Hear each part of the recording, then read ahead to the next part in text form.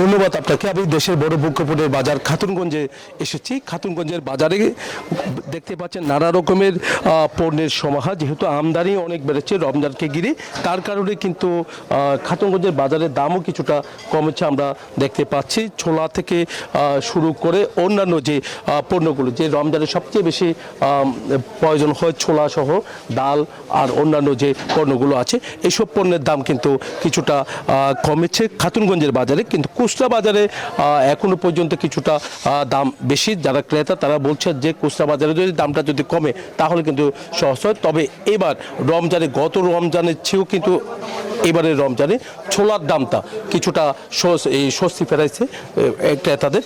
তো খুচরা বাজারেও কিন্তু আমরা দেখেছি 90 টাকার মধ্যে ছোলা বিক্রি করা হচ্ছে।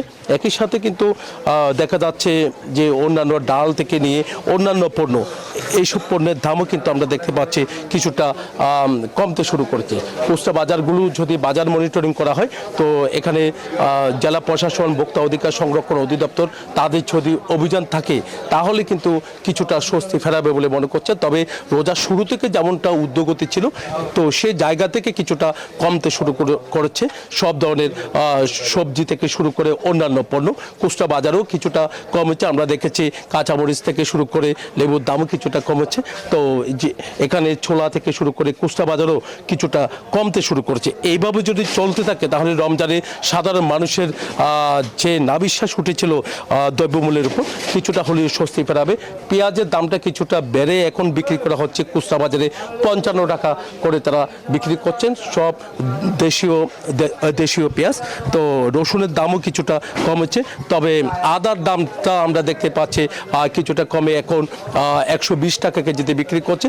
তবে চীন থেকে আমদানিকৃত যে রসুন, সেই রসুনের দামটা কিছুটা বাড়তি রয়েছে। এই ছিল আমার এখানকার সর্বশেষ। ফিরে যাচ্ছে আমার সহকর্মী অপেক্ষা করছেন কুষ্টিয়া লালনের কাছে।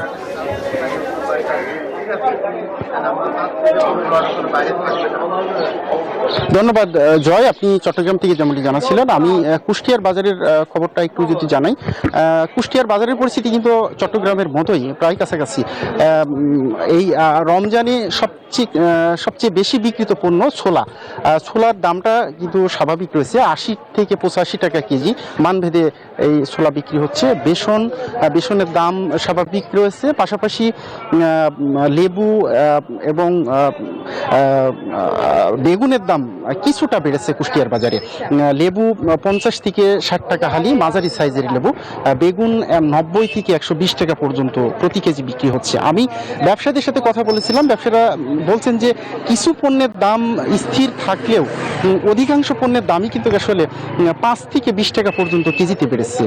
খেজুর কুষ্টিয়ার বাজারে 200 টাকা থেকে 1700 টাকা পর্যন্ত কেজিতে বিক্রি হচ্ছে কুষ্টিয়ার বাজারে। পাশাপাশি বিদেশি ফলের দাম তো বৃদ্ধি আছেই, পাশাপাশি দেশি ফলের দামও কিন্তু আসলে বাড়তি। ব্যবসায়ীদের কাছে আমি জানতে চেয়েছিলাম, ব্যবসায়ীরা কিন্তু এর সদুত্তর দিতে পারি না। আমি জেলা প্রশাসকের সাথে কথা বলেছি, তিনি বলছেন এই জি ধন্যবাদ আপনাদেরকে। ধন্যবাদ আপনাকে। আপনি জানেন যে সারা দেশে নিত্যপণ্যের দ্রব্যমূল্যের পরিস্থিতি স্থিতিশীল রাখার লক্ষ্যে সরকার কিন্তু টিসিবির পণ্য সরবরাহ শুরু করেছে। বিশেষ করে রমজান উপলক্ষেই কিন্তু এই সরবরাহ কার্যক্রম শুরু হয়েছে প্রথম রমজান থেকে। আজকে বরিশাল সিটি কর্পোরেশনের 15টি ওয়ার্ডে অর্থাৎ 1 থেকে 15 ওয়ার্ডে এই টিসিবির পণ্য সরবরাহ করবে। এবং আমরা যেমনটা জানতে পেরেছি যে প্রত্যেক ওয়ার্ডে 400 জন গ্রাহক বা 400 জন ভোক্তা এই টিসিবির স্বল্প মূল্যে বা সাশ্রয়ী মূল্যে টিসিবির পণ্য পাবে। এর মধ্যে রয়েছে 2 লিটার সয়াবিন তেল, 2 কেজি মসুর ডাল, 1 কেজি চিনি, 1 কেজি ছোলা এবং আধা কেজি হচ্ছে খেজুর। সব মিলে এই যে সরবরাহ, এটি পেয়ে গ্রাহকরা বা ভোক্তারা উপকৃত হচ্ছেন এবং তারা বলছেন যে এরকম সাশ্রয়ী মূল্যে যে সরবরাহ সরকার করছে, এতে করে নিত্যপণ্যের বাজার যেমন স্থিতিশীল থাকবে, একই সঙ্গে গ্রাহকরা বা ভোক্তারা উপকৃত হবে এবং বাজার পরিস্থিতি অবশ্যই নিয়ন্ত্রণে থাকবে। এই ব্যবস্থা যেন পুরো রোজার পরেও যেন চালু থাকে, এমনটাই বলছেন বিক্রেতারা।